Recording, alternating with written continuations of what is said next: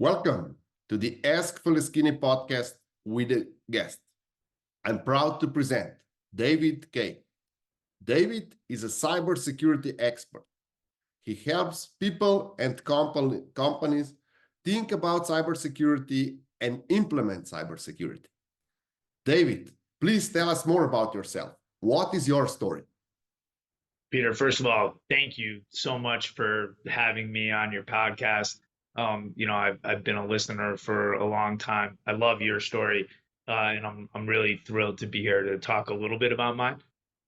So I'm the CEO of a company called Sotera Digital Security. We create a secure phone. It is probably the only truly secure phone available in the world today, which is kind of an amazing claim, but I'm sure we'll talk about that more as we go on. But my background, in a lot of ways is similar to yours. I started my career a long time ago as a lawyer in the United States at a large firm called Aiken Gump. I was a banker for a hot second at Bear Stearns. I think I have the infamous distinction of being one of the last associates hired by Bear Stearns. And I think it was like a week after I was hired, they went under, and it was super fun to have given notice at my law firm to go to a financial firm when the financial firm didn't exist and the world was cratered in 2008. Ultimately signed on with another bank called Jefferies, worked there for a little while, and then founded and ran a billion-dollar plus private equity firm in New York for the better part of 10 years. Again, similar to you, I had young kids. I wasn't seeing my family, and I decided to take a step back from that. And I started sitting on boards of medium to large size public and private companies until I got a call one day from a guy named Gary Cohn. Gary Cohn was the COO of Goldman Sachs for about 10 years. He was a part of President Trump's cabinet or administration during his first term. And now, among other things, is the chairman of IBM. And he called me up and said, "Hey, 4 words that you don't want to hear from Gary Cohn. I need a favor." And he asked me to take a look at the cybersecurity company called Sotera. And as I did my diligence on the phone and the product and how it all came together, I fell in love, and I decided to sign up with the company. Ooh, that's amazing story. All this in such a short time and so many switches, and Yeah. finally you're in cybersecurity. Yep. How important is cybersecurity for business? You've been in large businesses, you've been investment banker, you've been a lawyer. How important is cybersecurity for businesses right now in UK, in US? How would you prioritize it? Where in your priority scale is a cybersecurity? It's a great question. I would say certainly below making money, but way above where most people, including me, throughout my career have put it. And I think that there is, a general lack of understanding. And I feel really comfortable saying that because I was part of that, C-suite, senior level executive finance person who thought I knew generally what was going on and what the risks were and did not. And so I think that the importance is large. And I think just as critically, I think it's growing, and it's growing at an exponential or logarithmic rate in today's world. And I think one really good example of that is Pegasus. Okay. So Pegasus is the spyware app that was originally created by the Israeli government and is now something that is commercially available. And it is a great example of how the world has changed since, at least, for me, I kind of felt like I had grown up and been educated about threats that were inherent in the system. So what is Pegasus? A lot of people have heard about it, right? It's been New York Times, Wall Street Journal, you know, very popular, different podcast, not as great as yours in the US, called The Daily, and Frontline, which is a 60 minutes type of news documentary, did a two-part series on it. But Pegasus is a spyware app that invades the operating system of your phone. And there are a couple of really unique parts about this spyware. The first is when you get a text with Pegasus in it, it has already infected your phone. Okay, so think about that for a minute. So I grew up thinking that, I get texts all the time, like, your account at Bank of America has been hacked, click here, and I don't have an account at Bank of America, right? And the way that I grew up, at least, is if you don't click it, you're fine. Just don't touch it, right? Or delete it. The genius of Pegasus is the minute you receive the text, your phone is infected, okay? And it is a mirror into your phone. So they have access to your camera, they have access to your screen, your keystrokes. They can see and do everything on your phone that you can do. And there is no real protection against it today. So what does that mean? What that means is that we have taken this whole global cybersecurity piece outside of the state-sponsored espionage and down a level where all of us need to think about it. So a couple of examples, okay? People say to me all the time, Signal and WhatsApp, right? I use Signal, I use WhatsApp. These are secure. This is, I think, if you take nothing away from this episode except one thing, take this away. Okay? Signal and WhatsApp do exactly what they say they're going to do. When you send a text on WhatsApp and that signal is in the air until it gets to the other side of the phone, the other phone, it is largely extremely secure. It is very hard, even for state-sponsored or state security agencies, to intercept and decrypt that message. And that is their core claim, and it is correct. But that's like saying this room, which has two doors, has a completely protected door one, which is true, but doesn't say anything about the second door. Signal and WhatsApp exist on an operating system in your phone. If you have an Apple phone, it's an iOS. If you have an Android phone, it's the Android operating system. Those operating systems are necessarily porous. All right? All the interconnectivity that you have on the phone, which, by the way, is becoming even more and more important to our ability to go about our everyday lives. That is true. But it necessarily mandates that there are gaps in those operating systems, huge gaps. And Pegasus gets into and under those gaps, okay? And so when Pegasus infects your phone, it infects your phone at the operating system level. And what that means is that it's not intercepting and decrypting your messages in the air. It's on your phone. It can see your WhatsApp messages. It can see your Signal messages because they are up on your phone just like you are. Okay? And so can we discuss a couple of protection strategies, and can you comment on them? Definitely.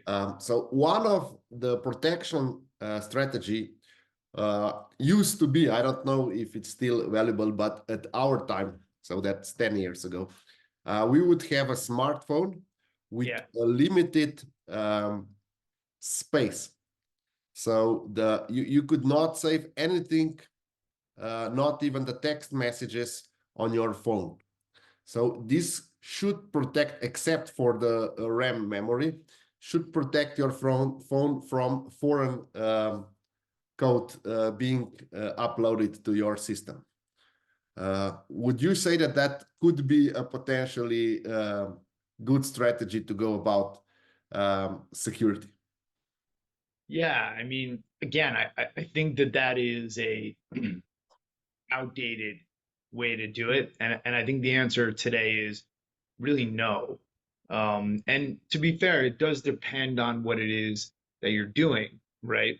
If you are somebody who is working as a manager at a major department store in New York or London, that may be sufficient for you. If you also have a mistress or mister, probably not, right? Because Pegasus is commercially available now. You can go on the dark web and for $50,000, more or less, get access to this tool that can allow you to get up on anyone's phone, and it is largely undetectable, right? They have to take apart your phone at a couple of specialized labs to even know that it is there. You can't just bring it in your local computer shop and say, am I infected with malware? It does not work that way, right? And so I think a good example of where the strategy that you're talking about falls short today, obviously a totally different level, okay? But if you look at what's going on in the Middle East right now with Hamas, Palestine, and Israel, okay, the fighting that is going on the Hamas side, those fighters are using Signal, WhatsApp, and separate phones. Okay, they are not going up on a normal cell phone tower to have communications. But those communications in all three of those circumstances, what I was talking about, what you talked about, I think all of us have seen the IDF, which is the Israeli security forces, posting the conversations that they've gotten from those phones, right? It's the same technology that's available commercially now, right? You can go or you can call a private investigator, right? I know someone who was involved in a very large divorce, and they called a private investigator and they asked them to get information on what was going on. That investigator got Pegasus, got up on the other person's phone, and had it all. It is really and truly that simple today. Okay, so at what turnover the companies should understand that they cannot use iPhones or other commercially available phones and start using higher level of protection? Where is the threshold? Great question. I think I would say two things. First is that you're always going to need your regular phone. So I don't think it's so much not using that phone. I think it is having an additional device or technology available for those conversations and communications that need it. Okay. So that I think is part one. Part two is turnover is not really, I think, what people should think about as a relevant metric. I think it's more at what point do you have information or communications that would require it. So let me give you an example. If you're founding a biotech company and you believe that you have come up with a new type of chemical conglomeration that's going to have a major impact on Alzheimer's, right? If you have not raised a single dollar yet in financing, you need to get off your normal phone immediately, okay?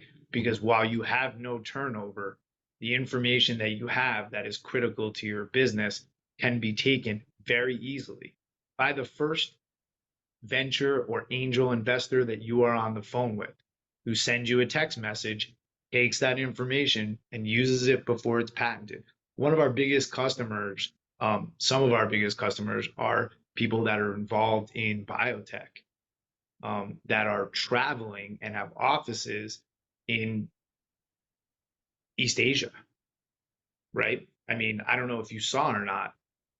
This was big news, but Deloitte and KPMG in November of this year, the two largest accounting and consulting firms in the world, mandated that their employees are not allowed to bring their personal phones into Hong Kong. Period, full stop. Okay, you cannot bring it with you. If Signal, WhatsApp, or having a separate phone like you talked about worked, they would use that.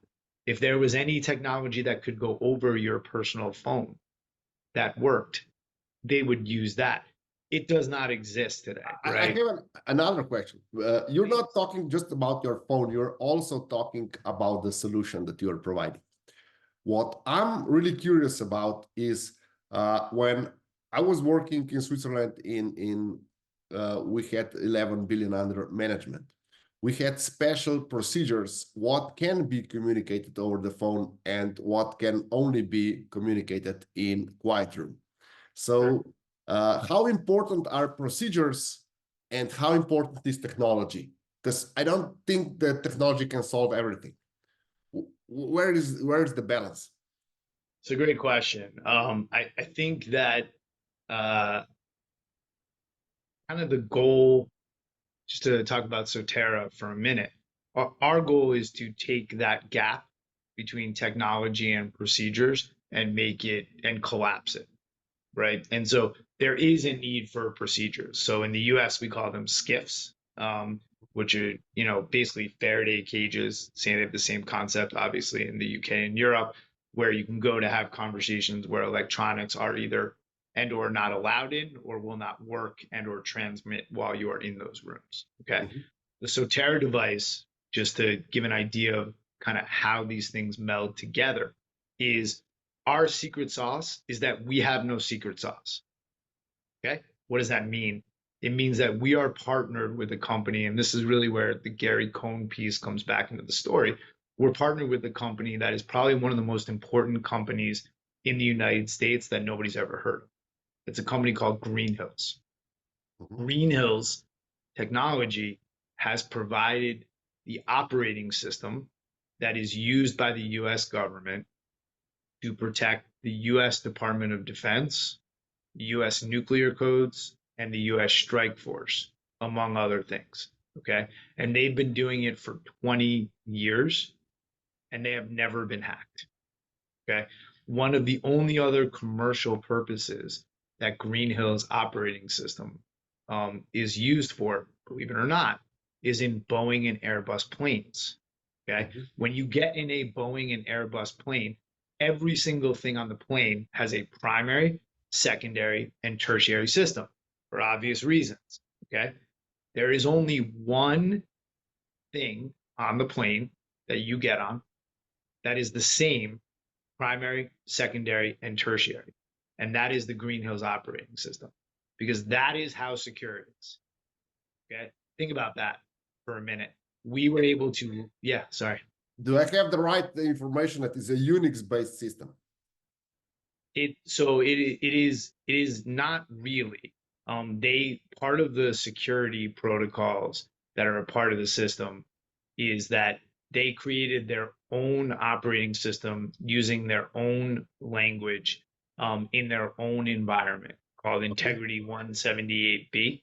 And the number of people that know how to code in that environment are very, very small.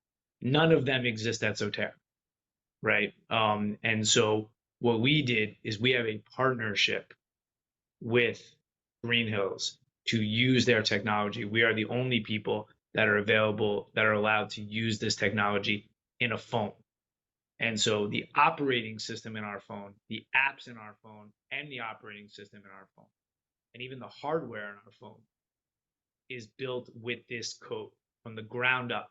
So even if, right, you want to talk about the top part of that security triangle, even if a bad actor were to come and put a chip, listening chip in your phone, unless it was also written in the Integrity 178B code, which it would not be, this phone wouldn't even recognize it as a piece of technology. It'd be the same thing as taking a piece of food and putting it in there. It won't even give it power. Okay. And so why I said our secret sauce is that it's not so secret is that every nation state in the world for the last 20 years, 24 hours a day, 7 days a week, have tried to hack this system. Not hard to get your hands on the technology with the system. It's in every Airbus and Boeing plane that exists in the world. Okay. And they have never been able to hack it. And that is what we ride on. Whereas a lot of solutions that are out there, the difficulty of those solutions. And by the way, this is also the difficulty that Google, Android has, and Apple has, which is you put a piece of technology out there, and within 3 weeks, some kid in Uzbekistan, right, has found a way to hack it. And it's like, oh my God. And then there's patches and patches on top of patches on top of patches. This system is the billions of dollars a year are spent by the US government and this company to keep this system separate and safe, right? And so if somebody hacks this, what I always tell people is, what they say, what if somebody hacks it? I'm like, well, then kiss your dog, hug your wife. We have a lot bigger problems if somebody hacks this system than whatever it is that's on your phone. And so where that comes back to what you were talking about, which is a great question, which is process and security. Okay, so is that the need for process over technology depends on the strength and confidence in the technology. So if you have a Faraday cage in your office, you can do whatever you want. In that Faraday cage, there's no electronics coming in or going out. Part of the benefit of our phone is that when you're talking on this phone, as long as nobody's in earshot to hear you while you're actually talking, right? If someone was hiding in my closet listening to me right now, even if I was on the Sotera phone, they would hear my actual voice. Outside of that, you don't need a process because it is completely secure. The lower the level of security you have, the more process you need. If you are going to a meeting and having discussions with people about private and confidential things, you can turn off your phone, fine. Leave your phone outside the room, better, right? Not bring it in the office, even better, right? But I think that, is a very long-winded answer to what's a very simple question. But I think it's a balancing scale. The more confident you are in the technology that you have, the less process you need. If you're not willing to invest in technology, you need more process. And one interesting thing that I don't think people think about enough is the crossing of those costs.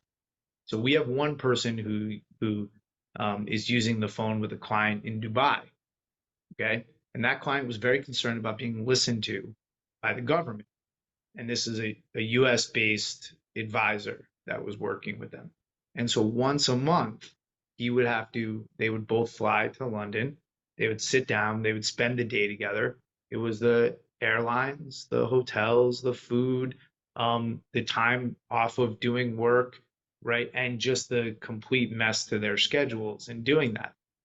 They have these phones and now they text and talk all the time, right? And they saved a huge amount of money by being able to minimize their process by putting in place technology. So I think that's an example of that balance, if that helped answer your question. Yes, thank you. As I said, we had a lot of procedures, but that is probably because of the lack of technology, as you explained. Yeah. So when should company decide to start and get in contact with you? What is the trigger? What should be happening, or should they decide immediately in order something bad not to happen in the future? What's your take on that? It's a good question.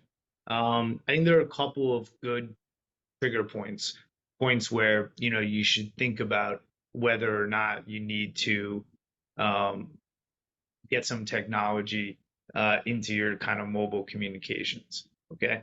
One really important one is if you find yourself even once a quarter or once every 6 months telling someone, you know what, let's just meet in person. Okay. Or we should just get together and maybe this is something we should really talk about live. If that happens, it is probably a good sign that you could utilize one of these phones.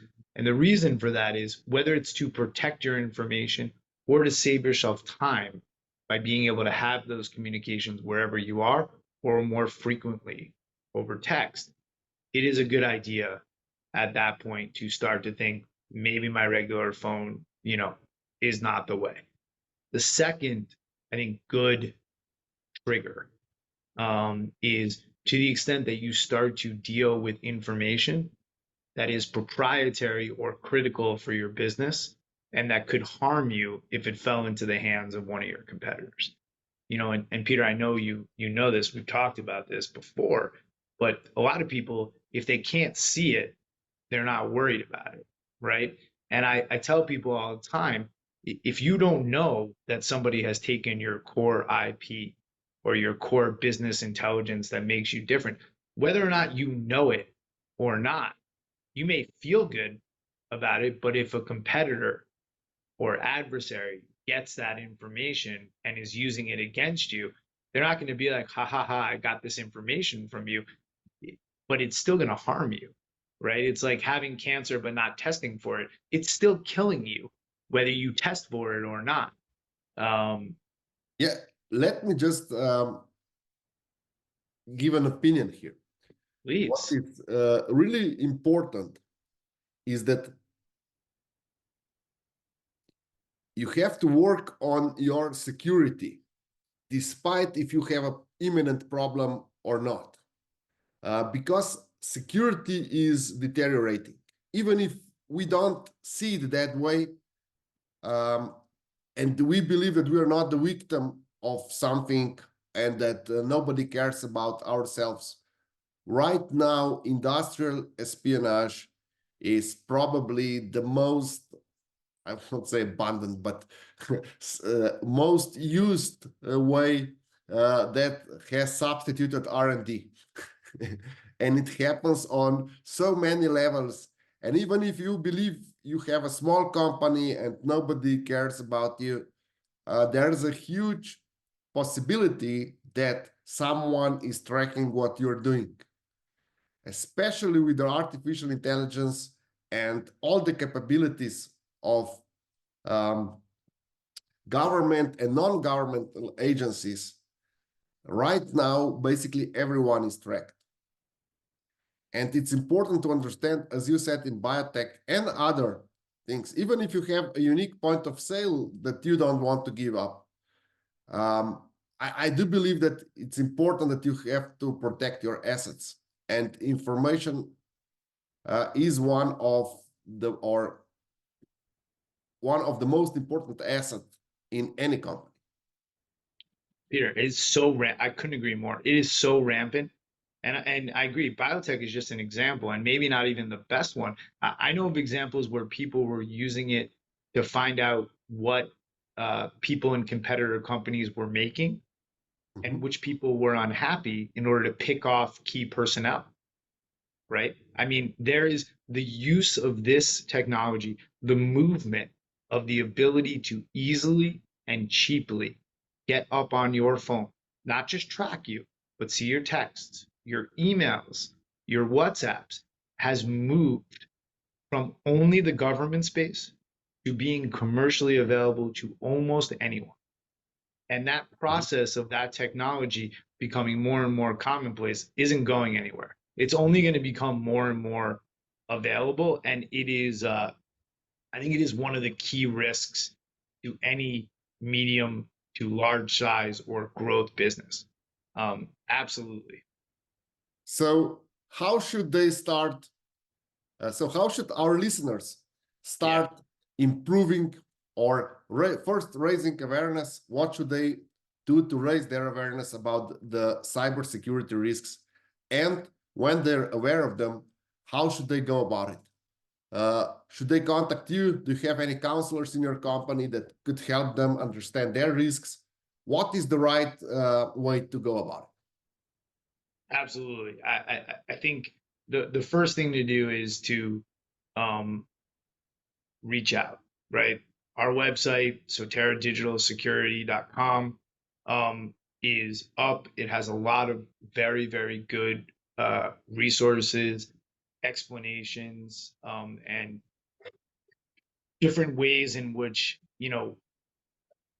to your point, I think a lot of people don't even know what they don't know or don't know what they should look for. That is a really good starting point as a resource to start to think about how your data may be compromised and whether it makes sense for you to do something about it.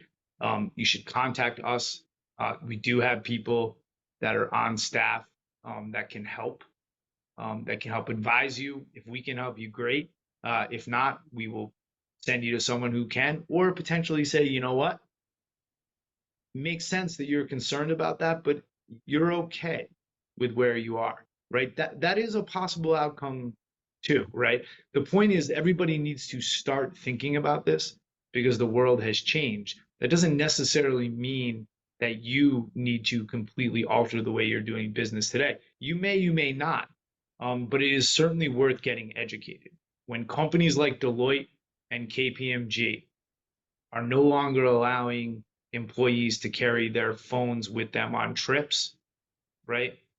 That is a good point for everybody that has a business to stop, think, and say, okay, the world has changed. Am I appropriately changing with it right now or not? Okay. For public companies, would you agree that practically every public company needs cybersecurity in a way and technology that you are offering? Would that be a safe guess that every C-level executive in public company needs a phone like yours? Zero question. Hmm. That's maybe the easiest question. That's probably even easier than giving you my background. I mean, that is absolute no brainer. No brainer. Mhm. I mean, Oh, I will tell you, I'll tell you one thing that is, I kind of firmly believe with public companies. And this is why I think almost every C-suite or senior manager or person that wants to be at that level should have some protection like this phone. Okay. When I think about the world, all right, if I was a bad guy, how would I think about the world? In the 1300s, I don't know how you got caught doing any kind of crime. I feel like it would be very, very hard to do that, right? No technology, no surveillance. 3, 5, 7 years ago, I don't know how you don't get caught doing a crime, right? Everything we do is tracked. Everything we do is available. Very, very hard. Today, if you wanted to be a bad guy, okay, and you wanted to go to pick a company without extradition, right? Some random, beautiful tropical island, and you bought Pegasus, okay? And then you decided that you wanted to know what Apple's earnings were going to be next quarter, right? Go on LinkedIn, get as many middle manager or senior level people's phone numbers, send each of them Pegasus. Use some basic AI to go through all of the information on their phone and get an idea of how the business is going, mhm. right? You would have perfect visibility into generally how sales were going to be with any company, how technology was going, how testing was going, right? How you could have a public company where by definition you and senior managers have material non-public information and not be taking basic steps to protect your company is bad for your company and I think disingenuous and not appropriate for the investors who are relying on the fact that nobody's being given an unnecessary or unfair advantage. So, I mean, there is no question to me that if you want to be or currently are in that upper echelon level of management or information, especially in a public company, you need to be, if you're not seriously thinking about your security and mobile security, that's not great. Thank you for all these insights. Is there anything else you would like our listeners to take from this interview? Any quick tips or trade secrets that you can share? What are you trying to get me in trouble? I'm not sharing trade secrets. Come on, Peter. That was a good try. It was a good try in the cybersecurity one to get me to give trade secrets. No. I was going Uh, to ask you about your password, but no, but I will say I love, like I said, I love listening to your podcast and I know your quotes.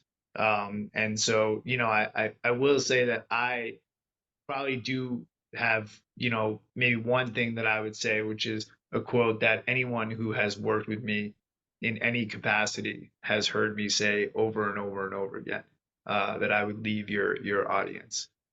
Very, very simple but important one to me, which is crawl, walk, run, sprint. Um, there is no skipping.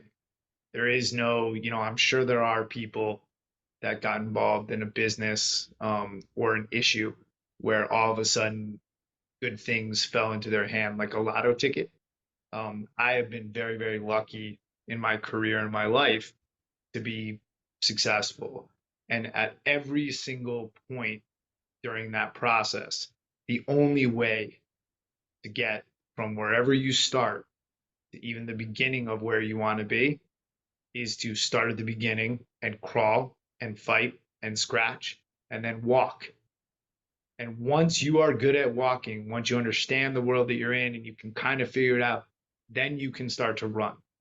And once you get through the running, then you can sprint. But that is it, right? You need to, at least from my perspective and in my life, trying to go from crawling to sprinting is a much more high chance of failure. And so for me, I would just leave people with whatever you're doing, whether it's in your business or looking at cybersecurity, crawl, walk, run, sprint. Thank you very much for this insight. And I would like to let our listeners know where they can reach you. Yeah. The website, please. Sotera Digital Security. Go on our website. There's plenty of different ways to contact us. We have chat, email, and there's a phone number. We're available. We're here. We want to help. And yeah, please reach out. Say hi. Thank you, David. Thank you for Thank being you. my guest tonight. Peter, thanks for having me. It was a pleasure.